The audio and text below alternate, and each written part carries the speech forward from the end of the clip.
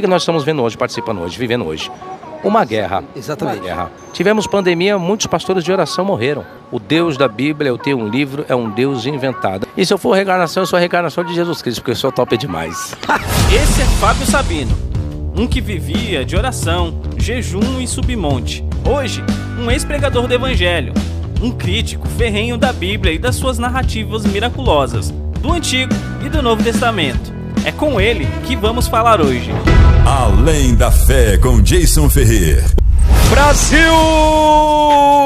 Nós estamos de volta e, como sempre, é uma honra muito grande receber você de todas as partes do Brasil e do mundo. Muito obrigado a você pela sua participação, agradeço demasiadamente a você pela presença, muito obrigado pela sua preferência a este canal, ao canal do Jason Ferrer. E olha onde a gente tá, olha só, dá só uma olhada, para quem conhece aqui, a Avenida Paulista, é onde nós estamos realizando esse trabalho maravilhoso. Com quem? Com quem? Quem vai ser a pessoa de hoje, Brasil? Você já sabe quem é, né? Exatamente, é o professor Fábio Sabino, onde nós estamos aqui na Avenida Paulista para realizar esse trabalho com ele, para mostrar um pouco do seu percurso, mostrar um pouco de como ele se tornou crente, a vida de cristão, a sua devoção, a sua fé, as suas crenças, as doutrinas pelas quais ele se submetia e acreditava piamente nessas coisas. Então hoje você vai conhecer um pouco da história desse mestre, desse exegeta, desse hermeneuta, desse debatedor por natureza, gigante pela própria natureza, quer dizer, o Fábio Sabino. Então, hoje você vai ter a oportunidade de poder conhecer melhor, cara, aqui em São Paulo, diretamente, nesse friozinho maravilhoso, nessa garoa extraordinária. Então fica por aí. Você que gosta do Sabino, você que gosta do conteúdo dele, espero muito que esse vídeo ele possa trazer para você uma reflexão poderosíssima, que você do outro lado possa crescer no teu entendimento, na tua consciência, possa crescer no senso crítico e que você possa se desenvolver acima de tudo, tá bom? Então fica por aí, que logo a gente vai estar com o Fábio Sabino.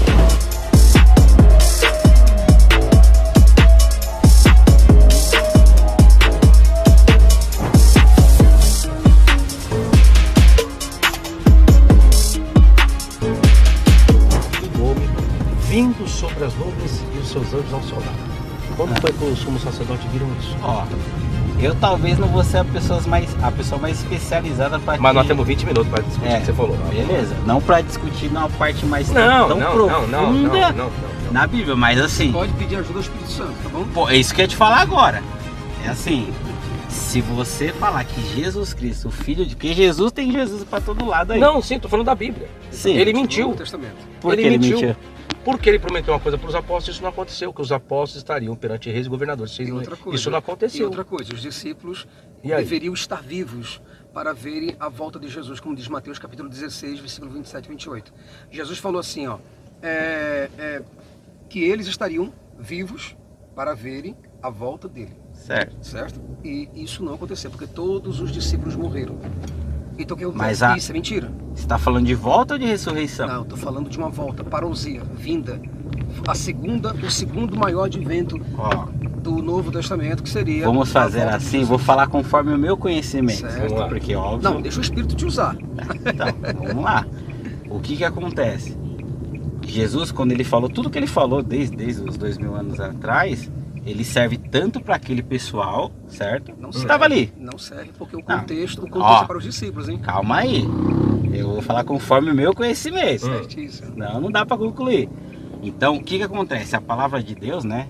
Jesus, quando ele veio, ele falou tanto para aquele povo ali, né? Para os gentios, para os judeus, para os fariseus, enfim. Mas essa mesma palavra, o mesmo exemplo que Jesus Cristo deu, ele serve para nós no presente tempo. Exemplo. Aí eu vou falar de mim. Exemplo, beleza. Eu vim do mundo, vamos dizer assim, como a gente conhece biblicamente. Eu conheci a graça de Cristo, sim, pela palavra, que a palavra vem pelo ouvir e ouvir a palavra de Deus. E eu tive a experiência com Deus e do Espírito Santo, certo? Então o que acontece? Eu falei, por mim, a experiência que eu tenho com Cristo, eu sei que ele é real, eu sei que ele não é mentiroso, porque de certa forma nós vivemos uma mentira no mundo, entendeu? É uma pessoa espírita que teve experiência com os orixás, é válido? Lógico que é. Então não posso dizer... Como que eu posso negar a existência da de uma parte espiritual, sendo que a própria Bíblia explica Então calma aí. que há os anjos Então, caídos. se as pessoas que tiveram experiência com o Alcorão é válido também. Em que sentido? Não, igual você Porque, teve, vamos lá. a experiência que você teve como cristão, mediante a Bíblia, Certo. tem muçulmanos que tiveram experiência mediante o Alcorão. Sim, Ok? exatamente. Logo, então eu não posso dizer que a Bíblia é exclusivista, porque existem outras religiões que também têm o mesmo efeito. Calma aí, que tipo de exclusivista você está querendo dizer? Transformação de vida. Vamos lá, Hum. vamos do princípio de tudo. Você acredita em Deus? Sim. E tá escrito onde? Você viu Deus? Deus? Não. Não. Eu também não. Mas não precisa de livro normativo para acreditar em Deus. Não, mas calma aí. Eu não preciso de um livro normativo. A Bíblia é um livro normativo, Alcorão é livro normativo, o Torá é livro normativo, certo? Certo. Vamos do princípio da conversa? Vamos. Você falou pra mim. Que Jesus é mentiroso. Não. Foi. Vamos pra Paulista, num lugar lá que Ah, puteiro, que homem lógico. que não gosta de, né? Oxe, Ô, uma rua, uma loura, beleza? Opa, certo. Você acha mesmo que eu ia me sujeitar a falar não pra isso por causa de um livro e por conta de alguém que Sim. diz que existe um Deus Sim. que tá no livro, que é a Sim. Bíblia, Sim. certo? E eu não o vejo, não creio. Sim. Deixa eu fazer uma pergunta. O Deus que você acredita, ele está onde? Ué, no céu? Não, mas o entendimento que você tem de Deus, ele vem por intermédio da Bíblia, concorda ou não? Sim, sim. Ok. E é isso que eu tô te. Aí Ó, está a diferença. O Deus que eu acredito não vem da Bíblia. Não, Entendeu ou não? eu entendo, mas eu quero te. Eu creio, mas eu vou não te vem da falar Bíblia. do princípio que eu tenho de encontro com Deus. Vai lá. Beleza? Então, saí 16 anos, aceitei, levantei a mão, né? Que Sim. esse é um negócio até meio polêmico. Mas a minha conversão efetiva de experiência com Deus, ela veio lá com 18 anos, um ano e pouco depois. Então, assim, foram coisas que Deus revelou pra mim que até aí, cara, a Bíblia era um livro, entendeu? Então a experiência que a gente vai ter com Deus, com o Espírito Santo, ela primeiro, ela é individual, beleza? Certo. Mas eu quero pegar no ponto que você citou do exclusivismo.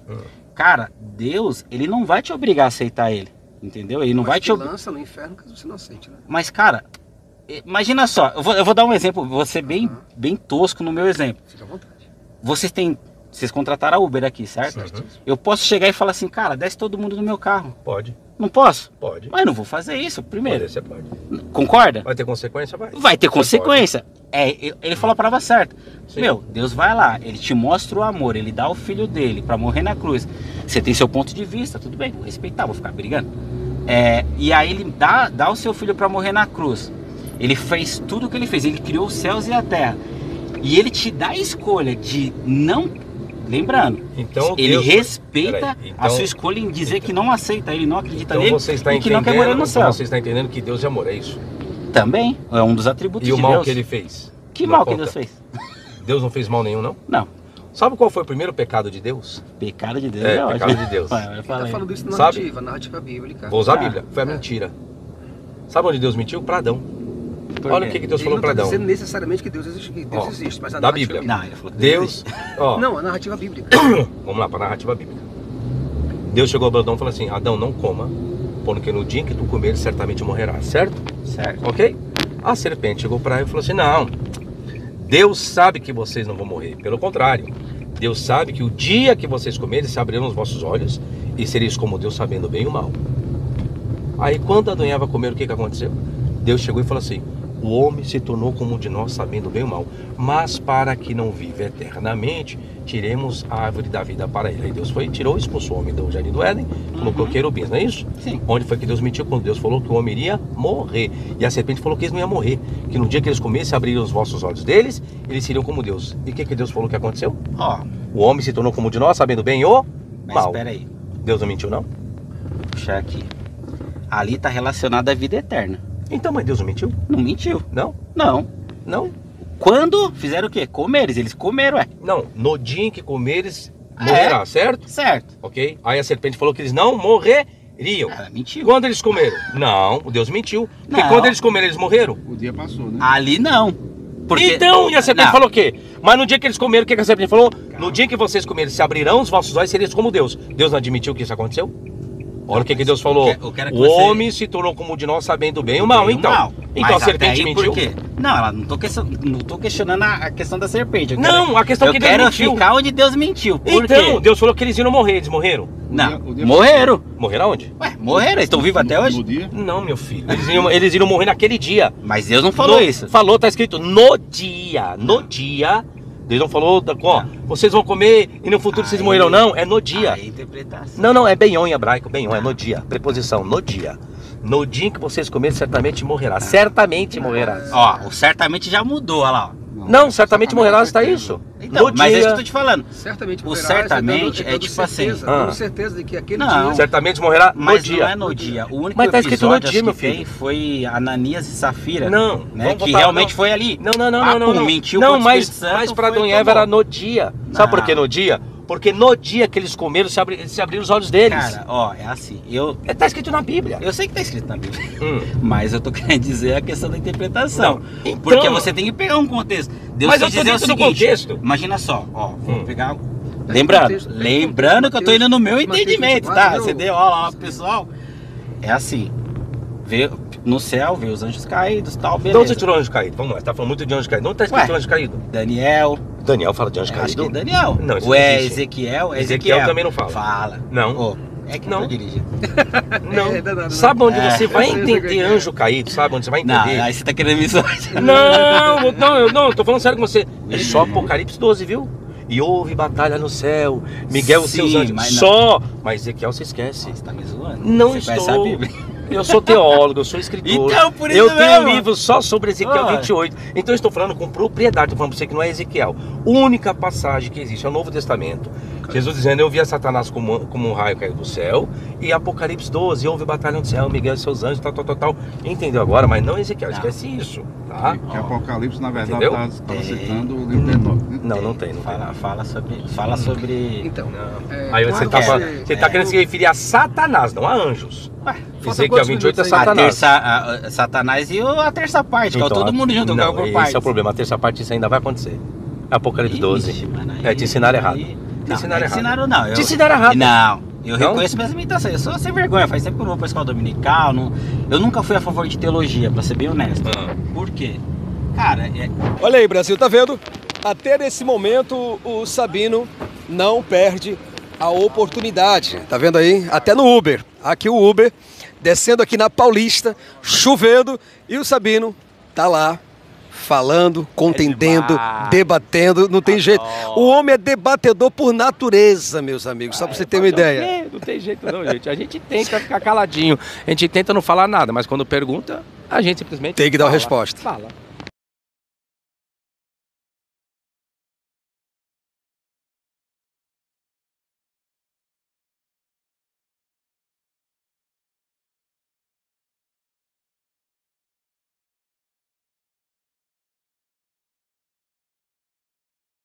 Pois é, Brasil, como eu tinha prometido pra você, como eu tinha falado, olha o homem aqui, o Fábio Sabino, ao vivo, em cores, em pessoa. Tudo bem, Fábio? Beleza, Jason. Obrigado pelo carinho, obrigado por ter vindo para cá. E nós estamos aqui no centro da São Paulo, a famosa Avenida Paulista, aqui na Gazeta, Teatro Gazeta, Casper Libero, prédio top demais. Tá um trânsito, uma loucura, tá uma garoa top. Também tá calor demais, né, gente? Tá precisando chover e agora caiu um pouco de água. E essa chuva vem de Deus. Será que essa chuva vem de Deus?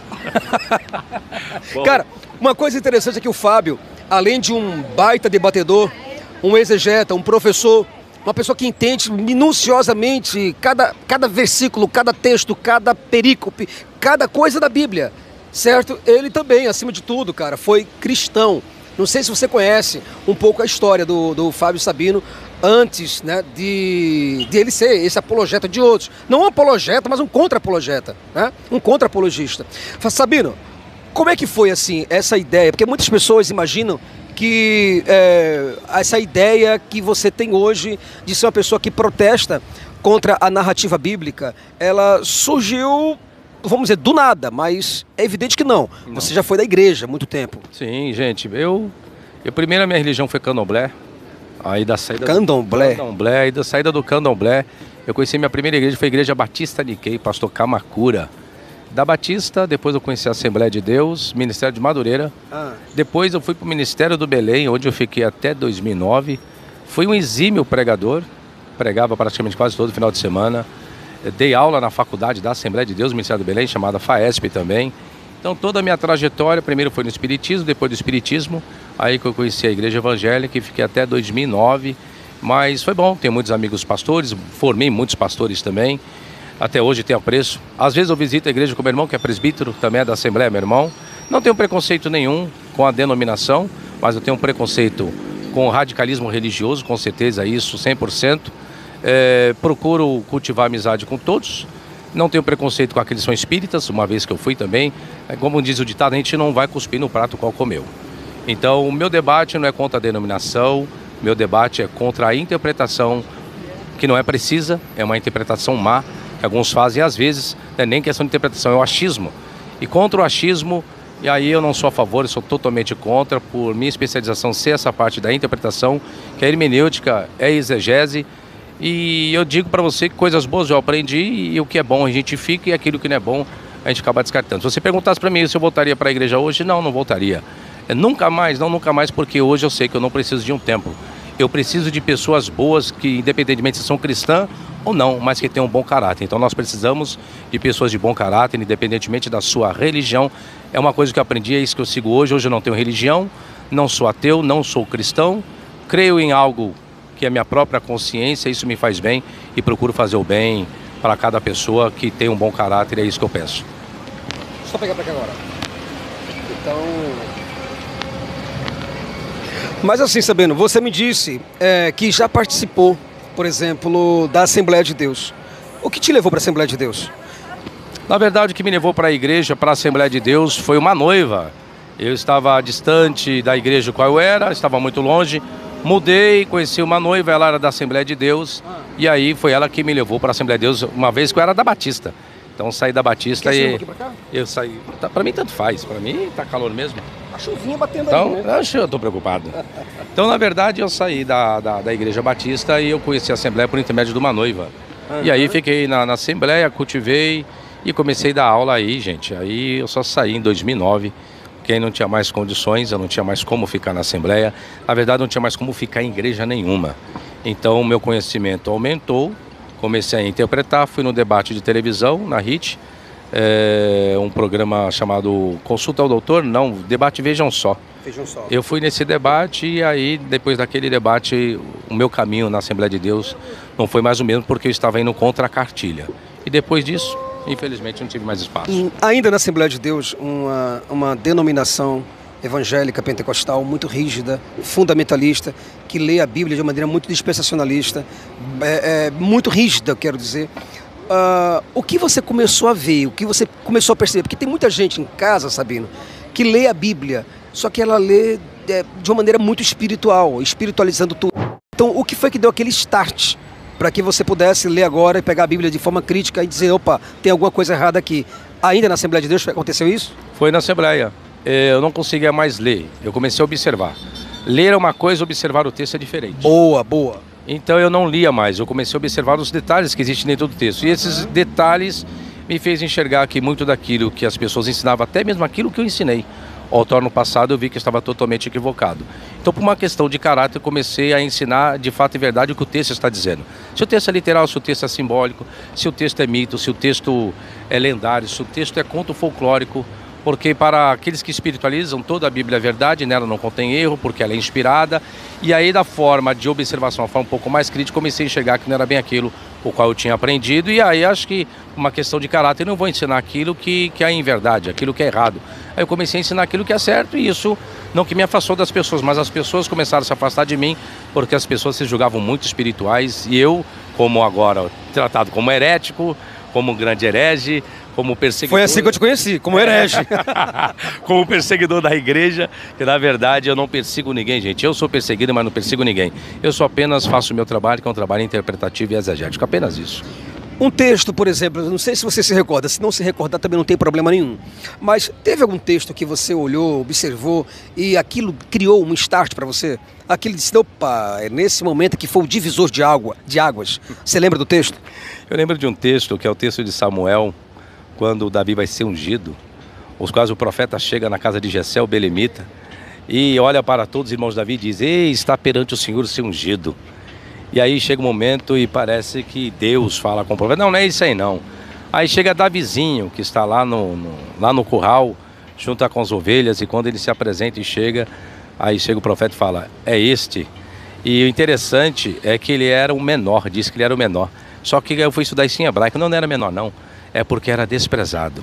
Hatamur Hanearim, então o Hatamur Hanearim é o pequeno, é o desprezado.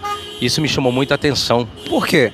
Daquilo que as pessoas querem achar e olhar apenas pelo estado físico, o estado financeiro da pessoa, achando que aquela é a pessoa ideal. Não, pode ser também, não digo que não possa ser, mas dentro desse contexto é dos desprezados que as pessoas não querem olhar. As pessoas querem olhar aqueles que não são desprezados, aqueles que estão bem, aqueles que têm mídia, aqueles que têm condições. E às vezes a essência não está nos grandes, às vezes a essência não está nos pequenos. Não quer dizer isso que nos grandes não esteja essência, não é isso. Mas a pergunta que você me fez do texto, esse texto é um texto que marcou muito na minha vida, é um texto que eu preguei muito em congresso, porque eu me considero um pequeno, me considero desprezado pela sociedade, mas o lado bom é que quem tem a dádiva, quem tem um dom, faz as coisas serem diferentes. Uma das coisas interessantes, Sabino, é que assim, nós temos de todas as denominações pentecostais, de todas elas, para mim, particularmente, uma das igrejas que trabalha com um altíssimo nível de ignorância, entenda que isso não é nenhum tipo de vilipêndio à fé da pessoa, não é nenhuma forma de pejorativo, tá bom? Mas é que os ensinamentos são muito rudimentares. E eu vi que você falou um dia desses que você orava na Deus e Amor, você ia para a própria Deus e Amor, pelo homem que você é hoje, um grandiosíssimo exegeta.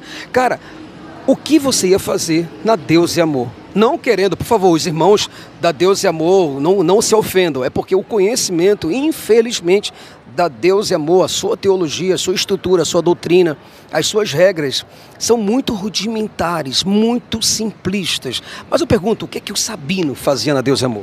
Na verdade é assim, quando a pessoa é cristã, a primeira questão que ela vai procurar fazer é ter a tal intimidade com Deus. Intimidade com Deus é por intermédio da oração.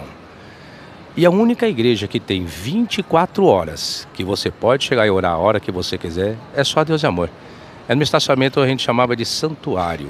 Isso, tem lá o santuário. O santuário. Então o santuário é um lugar que você chega e ora para quê? Para ter intimidade com Deus. Por quê? Como eu pregava antigamente, então se dizia que o pregador tem que ter a unção. E o que se entendia? Que a unção vem por intermédio da oração, por intermédio da jejum, que chama a tal de vida de santidade.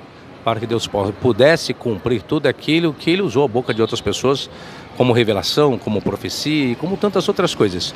Então a Deus e Amor, como era perto da minha casa, e não só a Deus e Amor, mas um monte, mas a Deus e Amor muito mais, porque você chega a hora que você quiser, você não precisa estar em grupo de pessoas, você precisa estar sozinho, e ali eu ficava horas, ficava 4, ficava 5, ficava 6, às vezes ficava o dia inteiro ali, sentava, meditava, lia, estudava a Bíblia, voltava a orar de novo. Por quê? Porque eu achava que, poxa, eu orei 2, eu orei 3 horas, eu orei 5 horas, estou com a unção para pregar, agora eu vou ter a revelação melhor. Então você acredita nessa tal espiritualidade que a oração vai acontecer alguma coisa. Aí você sai do santuário, como isso já aconteceu comigo, acabei de sair da oração, roubaram o meu celular. Aí eu na igreja? Saindo da igreja. Ah, tá. Aí eu pergunto, mas eu não estava em oração? Aí o que a gente entende? Acabei de orar, Deus já começou a me provar e dessa prova com certeza na pregação no final de semana vai ter êxito. Chegava lá na pregação, achava que ia acontecer uma coisa e não acontecia nada.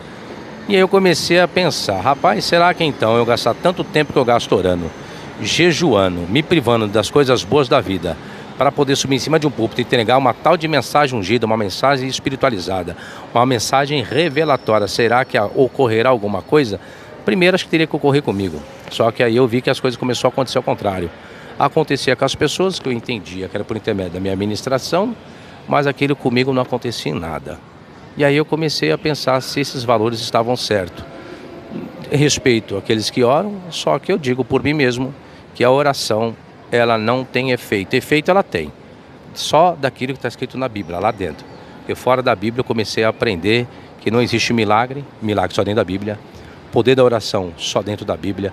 Você quer falar de tudo que acontece só dentro da Bíblia, fora não acontece mais nada. Em falar em oração, o povo que mais ora, povo judeu e povo muçulmano. O que nós estamos vendo hoje, participando hoje, vivendo hoje? Uma guerra. Exatamente. Uma guerra. Aí a gente pergunta, cadê o efeito da oração? A intervenção divina, né? Onde está a intervenção divina? Tivemos pandemia, muitos pastores de oração morreram. Muitos. Aí tem um problema. Isso não leva para você entender que isso seria uma prova. Não, isso não é prova, isso é fato. Isso é fato. O Deus da Bíblia, eu tenho um livro, é um Deus inventado. Mas eu vou fugir um pouquinho daqui, exemplo. Certo. Com todo respeito, que já foi ao missionário da Deus e Amor. Diz que orou tantos, fez tantos milagres. Aí eu pergunto, o poder então só estava com ele? Porque é uma briga que aconteceu depois da morte dele, para quem cuidaria da igreja, quem administraria a igreja, a briga do filho. Ele está falando do Davi Miranda, que morreu em 2015 por um ataque cardíaco, é isso? Isso, então, morreu. E vivia num vidro blindado, na verdade, né? Ele é uma igreja de oração, e por que tem que ter tanta briga agora para os familiares para ver quem toma conta de igreja? Não é tomar de conta de igreja não, gente, porque a gente sabe. Igreja somos nós pessoas, é para ver quem toma conta do dinheiro. Então quando eu só saí da igreja, quando eu comecei a enxergar essas coisas, que não é igreja, é empresa.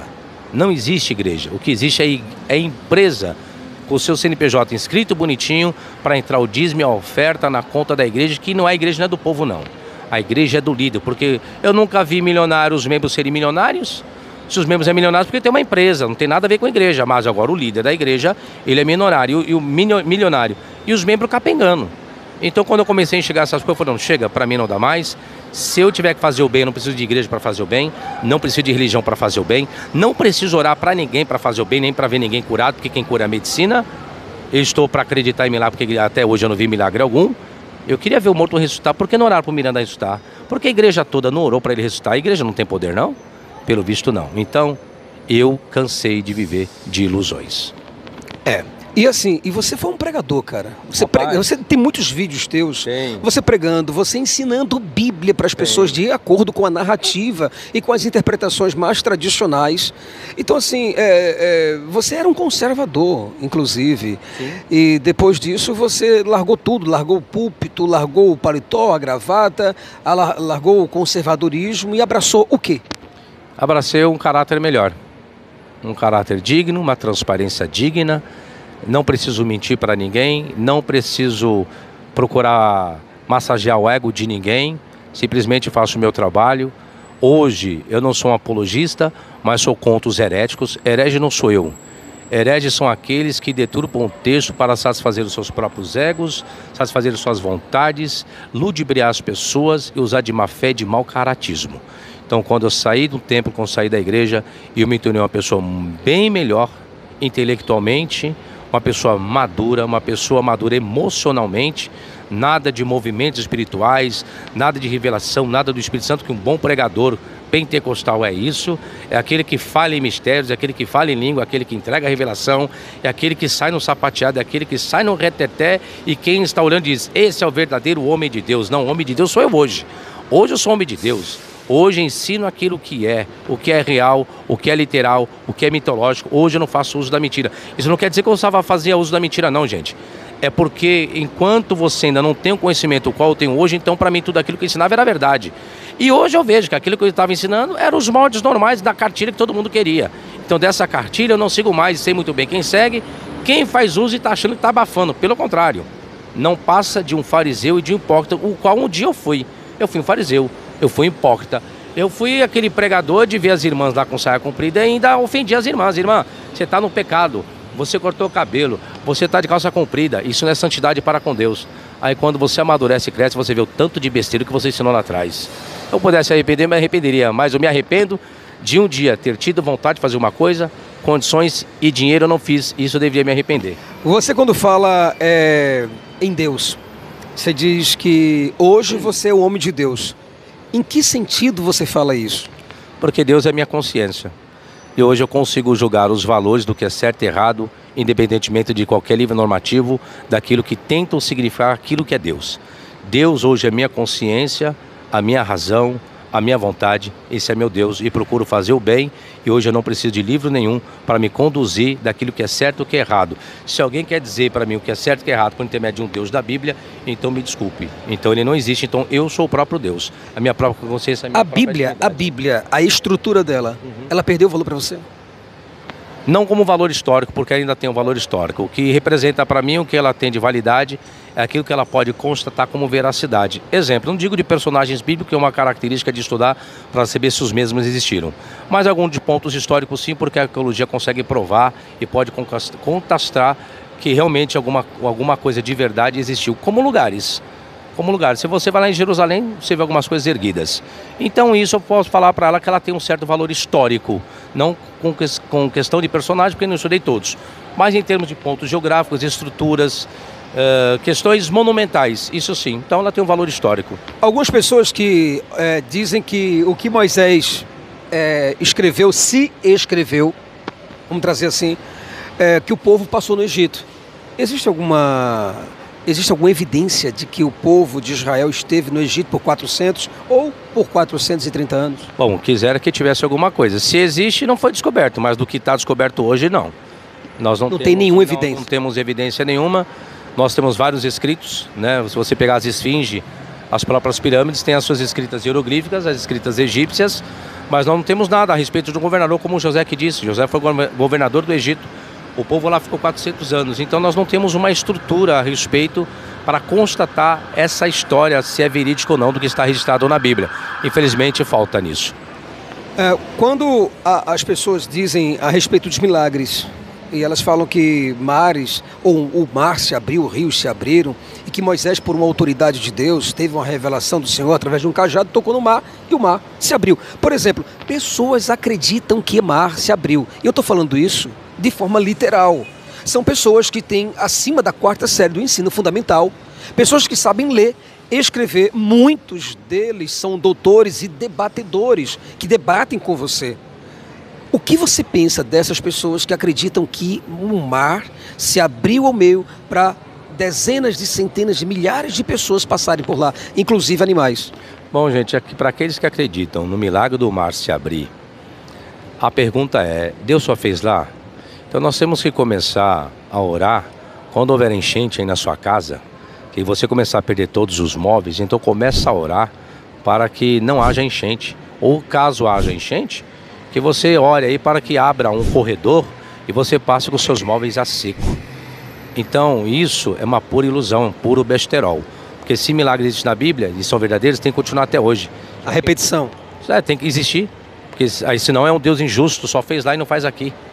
Essa é a porque questão. O mesmo povo que precisava ver o milagre, nós estamos numa descendência, numa geração completamente diferente, num tempo mas que precisa deles, não é isso? Exatamente, e não se repete. Mas tem que se repetir. Então, assim, se o mar não se abre, por exemplo, se Moisés ele não recebe a revelação divina, se ele não é a pessoa que recebeu essa tal revelação, então o judaísmo, o cristianismo e o islamismo entraram pelo buraco, entraram pela fossa. Sim. Estão acreditando em algo completamente inventado, uma ilusão, uma utopia, em um ufanismo. Como é que seria isso? A maior prova dessa fantasia é a guerra que está existindo entre eles lá.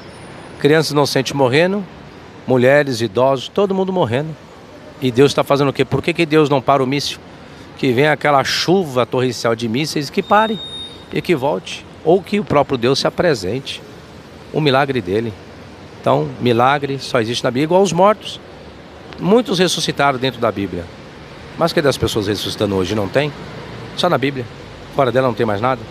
Foi a partir desse olhar, desse ponto crítico, científico, que eu me tornei quem eu me tornei hoje, um especialista em hermenêutica e exegese, e eu não me tornei ateu ainda.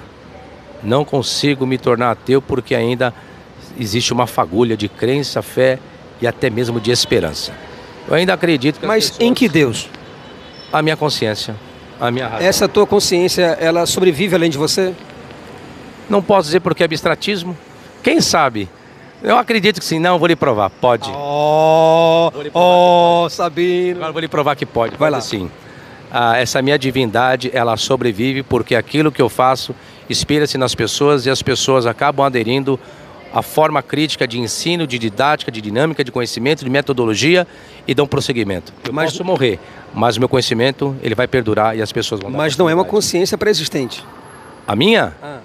O teu Deus não é uma consciência pré-existente, a você. Não, porque só cabe a mim, ela vai se extinguir, mas a minha consciência daquilo que sai vai continuar. Então esse é o teu Deus? Esse é meu Deus, é a minha consciência. Não é o Deus também de Voltaire, ou o Deus de Spinoza, de Einstein? Não. Não porque eu não sou a figura deles, também não sou a reencarnação deles. E se eu for reencarnação, eu sou a reencarnação de Jesus Cristo, porque eu sou top demais. É o Pablo Marçal da vida! Pablo Marçal da vida tá aqui. Você queria conhecer o Pablo Marçal? Tá aqui um cara que é melhor do que o Pablo Marçal. O Pablo Marçal é melhor do que Salomão. é melhor do que Ayrton Senna, é melhor do que muitos brasileiros já imortais. E aqui está agora acima do Pablo Marçal, o Fábio Sabino. Né? Sabino, eu sei que você é um cara muito divertido, você é pauleira, você mata o pau, você mata a cobra e mostra o pau. Tem que matar o pau, mata o pau. Ah, mata o pau. Sabino, me diz uma coisa, quando você observa o universo, Sim.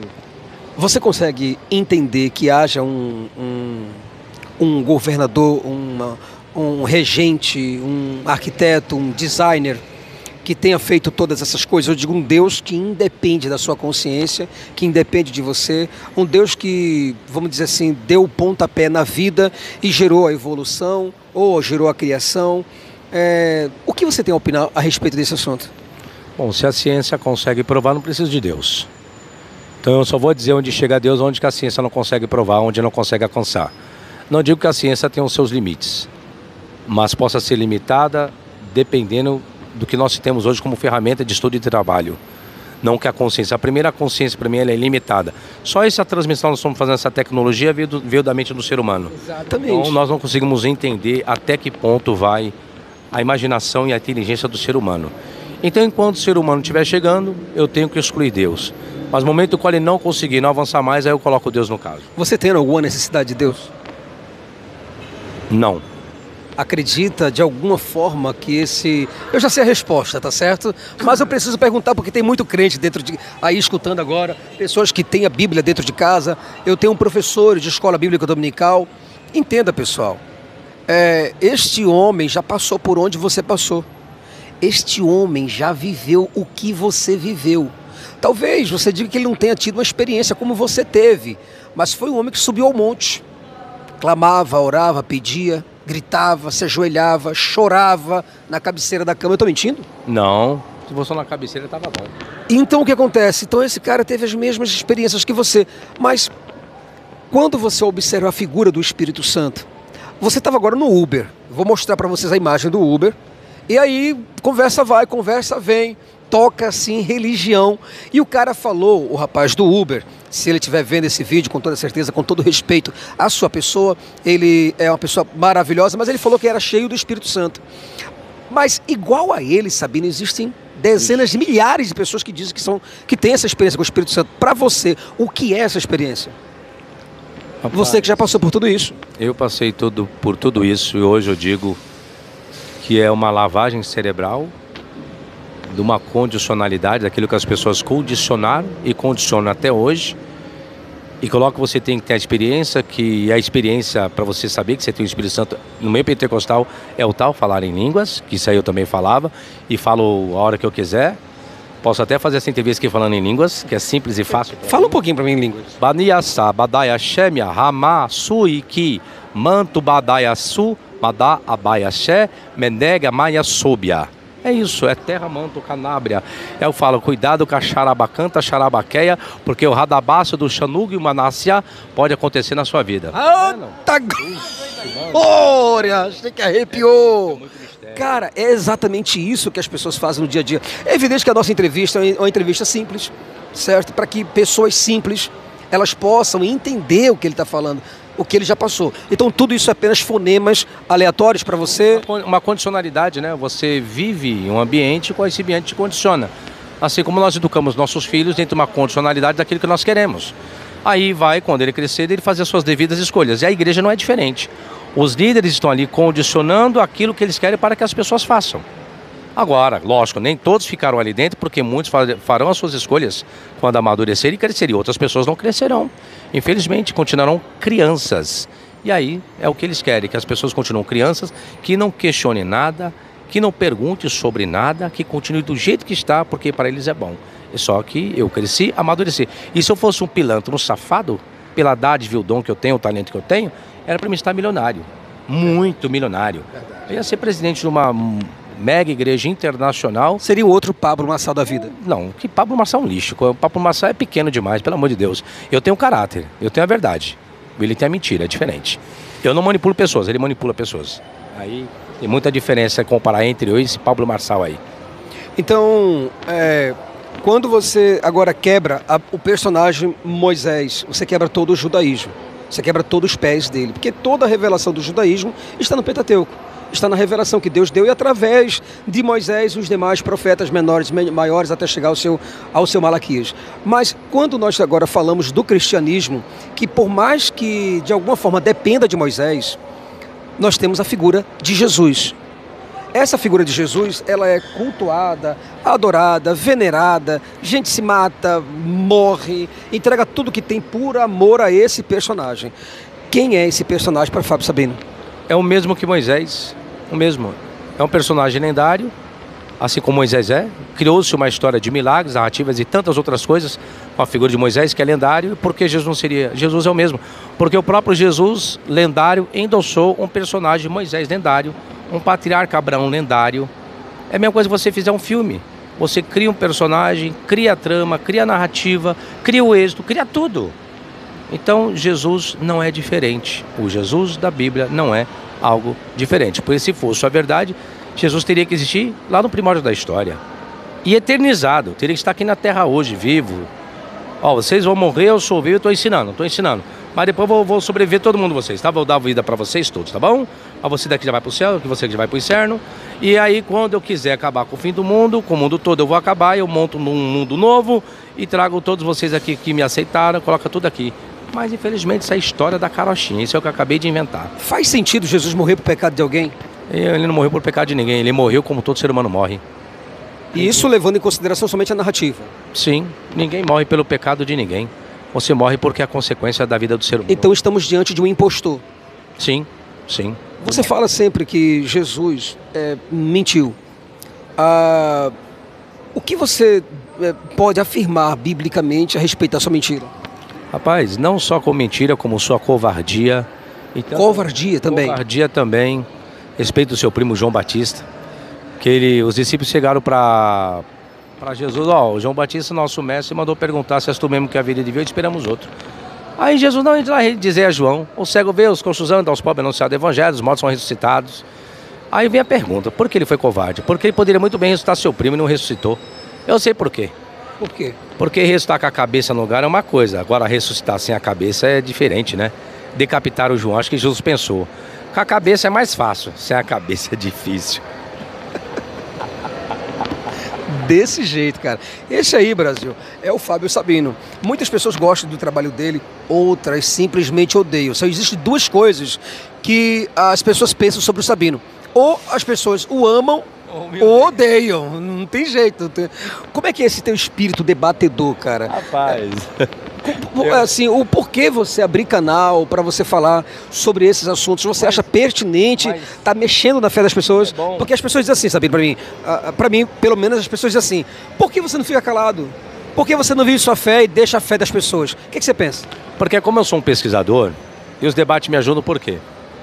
Porque nem todo mundo pensa igual. Nem todo mundo lê as mesmas obras iguais. E às vezes num debate, a pessoa levanta um assunto que eu paro, opa, isso aí não tinha estudado. E aí, dependendo da minha pesquisa, então os debates são essenciais para mim, porque eu vou aperfeiçoando o meu conteúdo.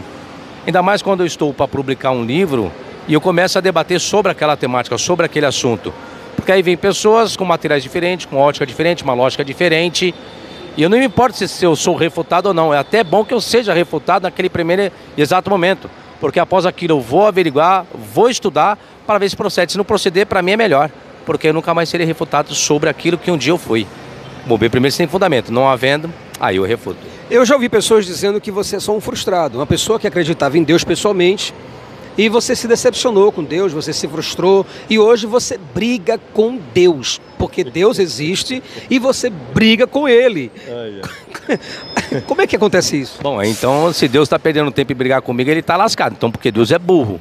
E eu seria mais burro se eu fosse discutir com alguém que tem muito mais poder do que eu, caso ele existisse. Então eu acho que essa lógica é uma lógica totalmente errada, é porque, na verdade, as pessoas se fazem de Deus, as pessoas são advogados de Deus.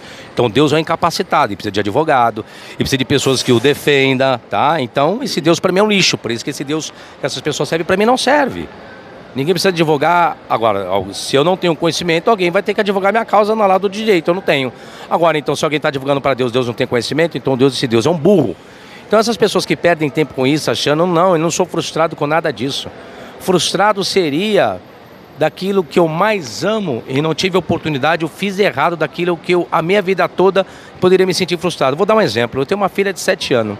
Talvez eu seria uma pessoa frustrada se eu pudesse fazer muitas coisas para ela com condições e tempo e eu não fiz e um dia eu pudesse me frustrar a respeito disso.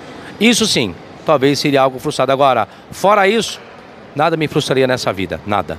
Exceto os deuses, tirando aqui os deuses do Islã, o deus do cristianismo, o deus do judaísmo, as demais religiões com os seus deuses são abstrações, farinha do mesmo saco, ou você acha que existe uma espiritualidade um pouco mais avançada e mais complexa do que o cristianismo? Não, tudo farinha do mesmo saco. Cada um cria suas religiões. Desde que mundo é mundo, criou-se uma, aquela não foi ideal, era o politeísmo. Ah não, politeísmo está chato demais, vamos criar o enoteísmo. Criar o enoteísmo, foi o povo hebreu, era enoteísta por intermédio de Abraão, segundo a narrativa bíblica. Aí também não foi suficiente, aí o Deus do politeísmo achou por bem, abriu mão, veio o enoteísmo, aí o Deus do enoteísmo também, tudo bem, abriu mão. Aí surge o Deus, o tetagrama. O tetagrama, você tem um livro sobre isso? Tenho, um tetagrama. Aí o Deus se tornou o Deus único, nacional, que até então não era, não sei onde que ele estava, o que ele estava fazendo. Como que ele, se ele é existente, é o verdadeiro Deus único. Por que ele deixou desde o primórdio da história todo mundo adorar outros deuses, sendo que ele era o único e o verdadeiro? Por que deixou tanto tempo se passar, né? Uma perguntinha aqui, rapidinho, um adendo não, mas uma aspas aqui.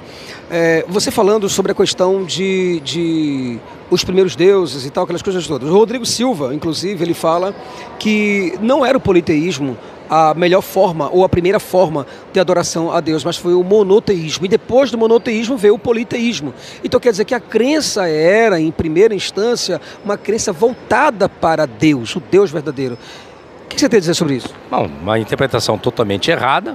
Não vamos por teoria, vamos por fato? Vamos lá por fato, vamos por teoria, não. Os índios, aqui no nosso país mais fácil, os índios.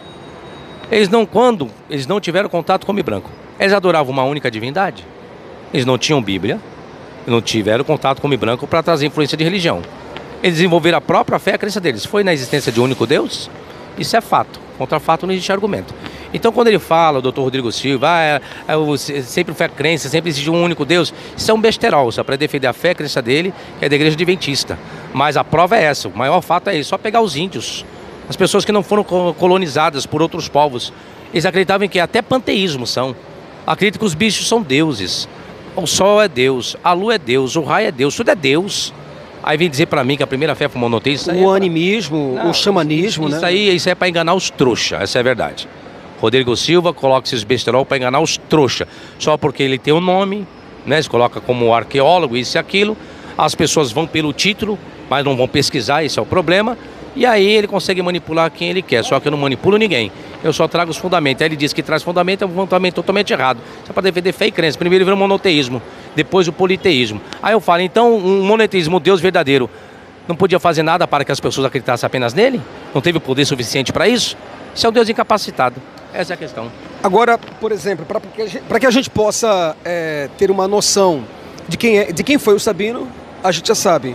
Mas quem é o Sabino hoje? Uma pessoa que é temente a algum tipo de Deus, a sua consciência, uma pessoa mais feliz, uma pessoa mais madura, mais educada, mais civilizada, certo? Um homem frustrado, decepcionado e está a fim de voltar para Deus. Define para mim o que é Sabino hoje. Sabino hoje é a pessoa do bem. Pagodeiro, prostituto, vagabundo não vale nada, tô brincando, gente. Sabino é o cara brincalhão, Sabino é o cara da vida, Sabino é o cara da sociedade, de praticar o bem, de ver as pessoas bem, de ver as pessoas crescendo, galgando. Não vejo o Sabino não é aquela pessoa que quer derrubar alguém, que é melhor do que ele, pelo contrário. O verdadeiro professor é aquele que faz do seu discípulo ser o verdadeiro mestre. E é isso que eu sou. Eu sou um professor, eu sou um mestre. E eu procuro fazer daquelas pessoas que estão lá embaixo, as pessoas que estão começando agora, que elas possam ser superiores, maiores do que eu, em todos os sentidos. Em todos os sentidos. Lógico, ser igual a mim, não tem como, isso não existe. Mas melhor existe. Aqui, por exemplo, desse lado de cá, tem uma pessoa sentada, outra está lavando um prato, fazendo alguma coisa, ouvindo a gente, ouvindo você, mas ela ainda tem medo de largar, de largar a mão dessas doutrinas ou da Bíblia, porque ela tem medo de ir para o inferno. Ela tem medo de Deus. O que você acha dessa relação? O que é que você tem a dizer para essa pessoa que está agora sentada num sofá ou na cama deitada, ouvindo o nosso vídeo em qualquer horário? O que você teria a dizer para essa pessoa? Você precisa ter fé. Não tem fé, nunca teve fé. Fé é acreditar no dia de amanhã ser melhor do que hoje. A fé, ela tem que se eximir de medo. Quem tem medo não tem fé. Se você tem medo, você nunca teve fé. Então tem que começar a aprender a ter fé. O que é ter fé? É acreditar, é esperar o dia de amanhã melhor. Independentemente de religião, de Deus, de Bíblia. Quem tem medo não tem fé. É por isso que eu não tenho medo, porque eu tenho fé. E o inferno? O inferno não existe, eu tenho uma obra publicada. Quem quiser pode adquirir. O inferno existe? Me diz uma coisa, fala para mim quais são as obras que você tem, para que as pessoas do outro lado possam consultar, porque eu vou deixar seu telefone aqui. Posso deixar seu telefone? Pode. Posso? Para que você do outro lado possa entrar diretamente em contato com o Sabino e você possa comprar os livros dele. Quais são os livros que você tem? O meu primeiro livro que eu lancei foi em 2009, foi Manual de Exegese, uma crítica que eu faço em Ezequiel 28, onde as pessoas defendem que Ezequiel, capítulo 28, fala da queda, como foi do ser angelical, que deram o nome dele de Lúcifer. O segundo livro foi sobre o tetragrama, YHWH, surgiu uma seita no Brasil, considerada seita, Testemunhas do Nome Sagrado, e aí me encheram o saco para poder fazer um livro, para poder combater essa seita. Não sou apologista, mas até então ainda estava na igreja e ainda acabei fazendo o meu livro sobre isso. Depois eu fiz o livro Como Surgiu o Novo Testamento, o fundo histórico, os bastidores de como surgiu o Novo Testamento, os 27 livros. Foram os apóstolos que escreveram, sim ou não? Houve alguma ordem do imperador Constantino para que surgisse a Bíblia? Como que é isso? Fiz sobre isso. Depois eu fiz sobre a farsa do dízimo. Meu Deus, é uma farsa, professor? Então eu também já fui dizimista um dia, né? E hoje eu explico para as pessoas, tomarem cuidado do seu dinheirinho, né? Às vezes quer viajar, não consegue porque tem que dar o dízimo. Tem que comprar um remédio, não compra porque tem que dar o dízimo. Quer comprar uma roupa, não compra porque tem que dar o dízimo. Então eu fiz esse livro para isso, para as pessoas acordarem, a administrar melhor o seu dinheiro, a não passar vontade tendo condições por causa do medo de não dar o dízimo, achar que está roubando a Deus. Então eu fiz um livro sobre isso, a farsa do dízimo. Outro livro que eu fiz é sobre o inferno, se o inferno existe ou não. Pego todas as passagens que existem no Antigo e Novo Testamento a respeito disso e provo que o inferno não existe usando a própria Bíblia. Então não tem diabo preso lá? Não, diabo preso. Diabo preso é quando o camarada não tem dinheiro para comprar nada, ele está preso. Aí o próprio diabo é ele mesmo que está preso, não consegue fazer nada.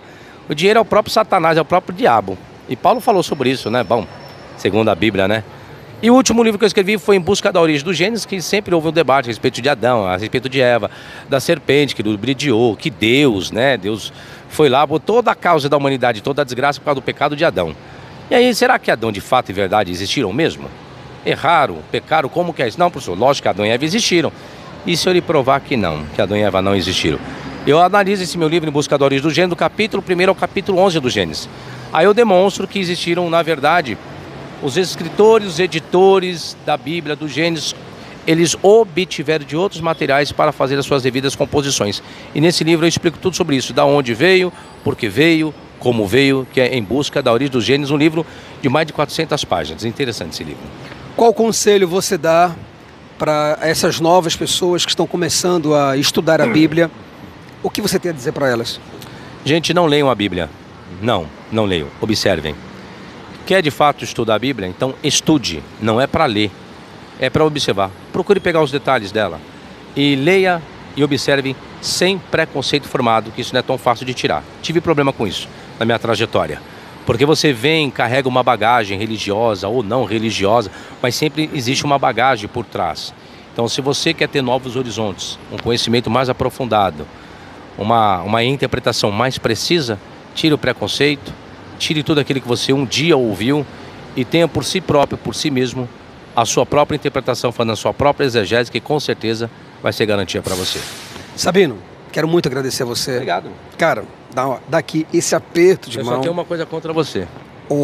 Essa daí, eu vou cortar o vídeo agora, porque eu sei que vai vir bomba. Bomba, eu vou cortar esse vídeo agora, você não vai ver o que ele tem contra mim. É evidente que eu não vou mostrar. Mas conta, vai. Você não vai no meu samba. Tá vendo aí como é que são as coisas, gente? Depois de sair de Recife, pegar um voo para São Paulo, encontrar Sabino vale o samba dele. Dá pra ter um negócio desse? Hein? Sabino, muito obrigado nóis, por tudo. obrigado, Jason. Muito obrigado por tudo. Agradeço muito. Certo, esse videozinho aqui, esse bate-bola, esse pinga-fogo. Fico muito agradecido pela pessoa que você é. Olha onde você veio parar. Né? Pra você ter uma A ideia. maior faculdade de comunicação. Ó, aqui, ó. Casper Libero. Pensa numa coisa dessa, Tá Brasil. enjoado, hein? O homem tá fazendo missão na Casper Libero. Pensa numa coisa dessa, cara. Referência, hein? Então eu quero muito agradecer a você pela sua participação. Muito obrigado a você pela sua preferência. Agradeço a todos os membros do canal. Agradeço a todas as pessoas que ajudam o nosso canal para que nós possamos chegar em mais corações e em mais mentes. A você, um fortíssimo abraço e até o próximo vídeo, Brasil. Até lá. Se você gosta do nosso conteúdo e deseja de forma espontânea e generosa nos ajudar a continuar a expandir este projeto pelo Brasil e pelo mundo, por favor, contribua e ajude-nos através do Pix. O nosso Pix está aí, além da fé Jason@gmail.com.